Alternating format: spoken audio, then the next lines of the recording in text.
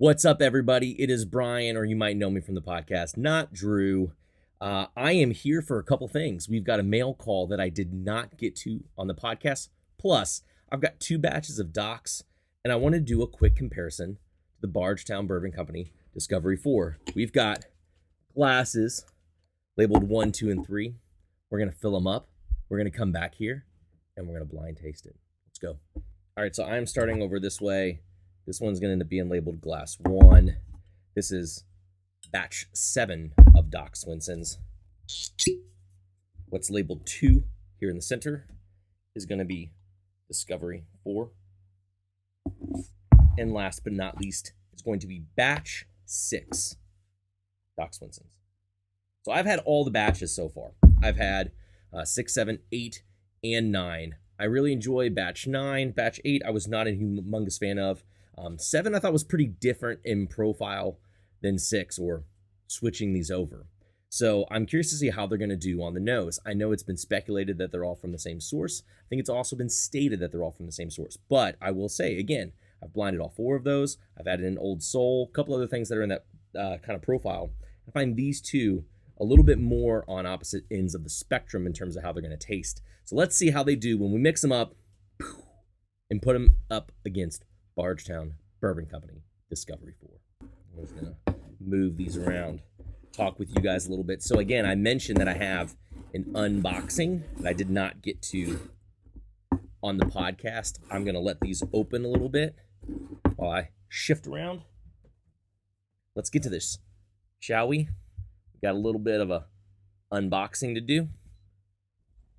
Anticlimactic, I did cut down a little bit to make it easier. I obviously know what this is. You of Neat Nation do not. All right, one step closer. Mainly it was Tom who was asking, Brian, you didn't get to the unboxing. What's in the box? What's in the box? What's in the box? Tom, I'm going to show you what's in the box. Elijah Craig, barrel proof. I believe this is from 2016. 139.4 proof barrel strength. Not too shabby. Excited to get into this. I'm going to mix these up one more time. And let's get to the blind. All right, guys, I will say if you do find this content helpful, if you find it enjoyable, hit that subscribe button, hit that like button. Let me know. I have not done one of these bourbon videos myself in a bit, even though I've had this channel for forever. Let's get into this flight. So this first sample.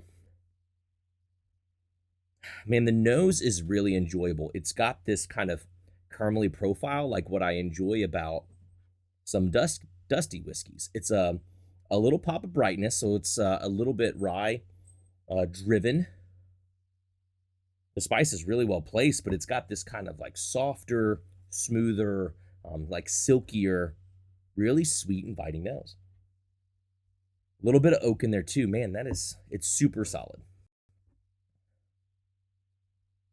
Moving into the second sample, we get a little bit more like powdered sugar, a little bit more berry, a little bit fruit. It still has some brightness, but it doesn't sting the nostrils as much as the first sample did. A little bit of earthiness, and I mean that in more like a little bit of grassiness sort of way. Not overly defiant. It still has like what I would call elegant spice. Some honey, some golden raisin,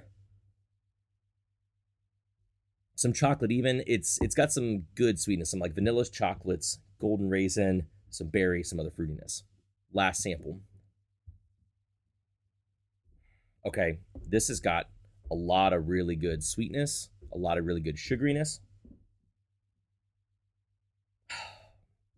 This nose is like, it's enveloping. It has the least amount of spice of the 3 of them. This sample 3, I feel like it has a little bit more like powdered sugar sweetness to it, but it's a lot of fruits. It's got a lot of dried fruit. It's got a lot of berries. Really sugary, really juicy. And it's the, I would say the creamiest but most full of them all. So it has not as much rye spice as these do, or as much spice in general. Not that that's a bad thing to have the spice, but it's definitely just a rich, sweet forward. There's a little bit of grassiness and oak, just really well placed to it as well. Just really solid, rounded pour. Let's go back to one and try it on the taste.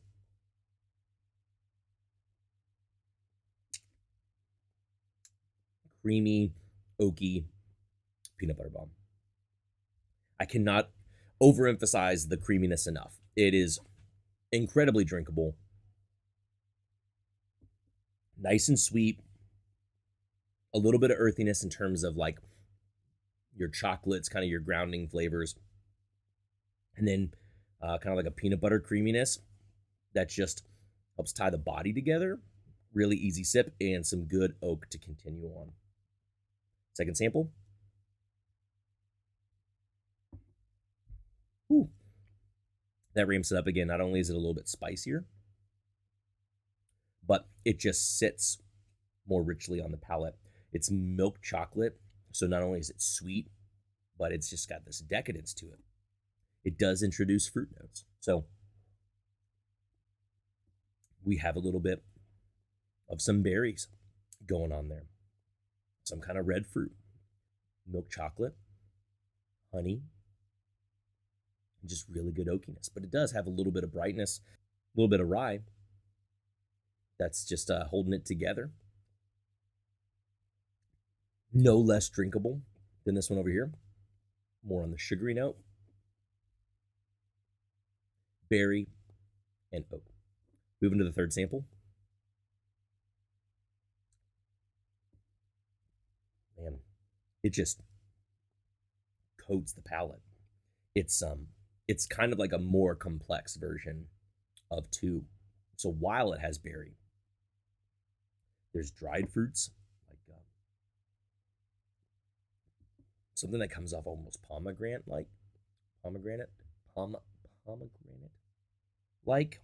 which is not a dried fruit, like dried cranberries, but also good sugariness. There's like a little bit of grassiness on this too. Great oak has a little bit more dark chocolate than milk chocolate, but it's not too much. It's a pretty packed, flavorful pour.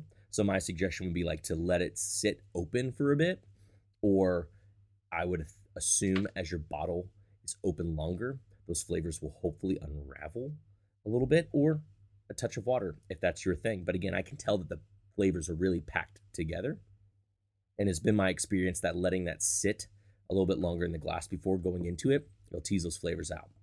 They'll open up a little bit more. All right, if I had to rank them, again, all of these are great pours. I would say this last one is my favorite, followed by this one in the middle, and then this one down here.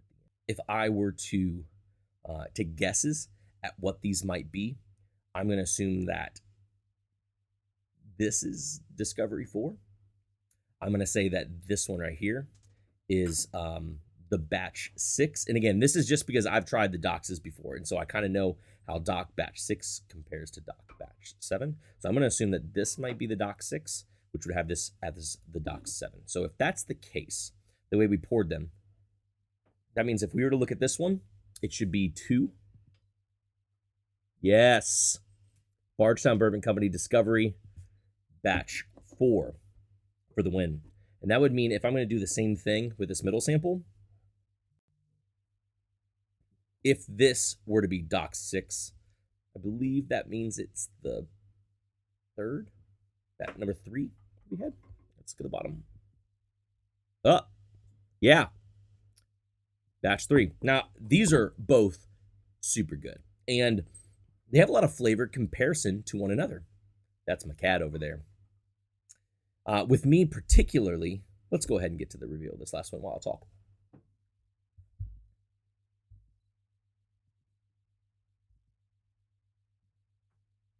Number 1. Now, that does not mean that Batch 1 is a bad pour by any means. It just means that number 1 was a little bit different in profile. This is for someone who likes Booker's but maybe it's a little on the hot side, or you like Knob Creek picks, but you want one that's just a little bit more refined. Batch 7, Doc Swinson's, delivers on that. These other two introduce a little bit more fruity profile. So if that's your thing, if you like older whiskey, if you don't like the heat or as nutty as Knob Creek's can be, you would prefer Buffalo Trace, you're probably going to lean towards one of these two profiles. Doc Swinson doesn't release in my market, and so I had to get these from somebody who would mail them to me from his market in either California or Florida or something like that. Now, the thing that's interesting about Doc's, though, is if you get it at retail, it's like a $175 bottle. The Bardstown Bourbon Company, which I can go down to Bardstown and pick up as it's available, was like $130. So you're saving about $40, $45 to the two of these. So I was excited when we did the recording of the Bardstown Bourbon Company entry proof episode to notice that Bardstown Bourbon Company Batch 4 had a lot of the flavors I enjoyed about Doc's, but it's a lot more friendly on the wallet, for me here in my market. Now, I can't answer the question for you whether it's worth $130. That is a lot of money to suggest.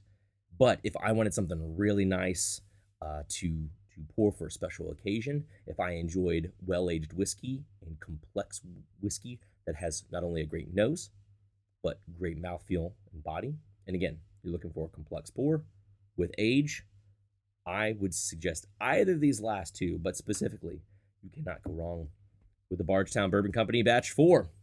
All right.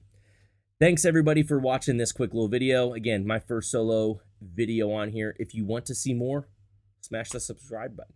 If you want to see more, hit that like button. If you do not want to see more, please don't like it or unlike it. Actually, please like it, but don't unlike it, because I'm probably going to do more anyway, regardless of what you have to say, because I am on the Entry Proof Podcast. So, again, you can catch the Entry Proof Podcast about weekly, even though it's supposed to be a bi-weekly podcast. Drew's kind of worked me like a dog. So if you want to catch that, we drop those Wednesdays, maybe Thursdays morning on whatever device you listen to podcasts on.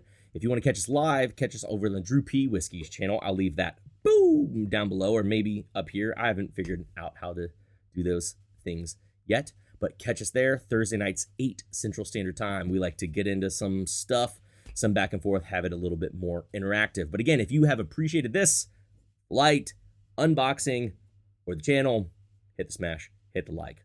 Until next time, cheers, guys.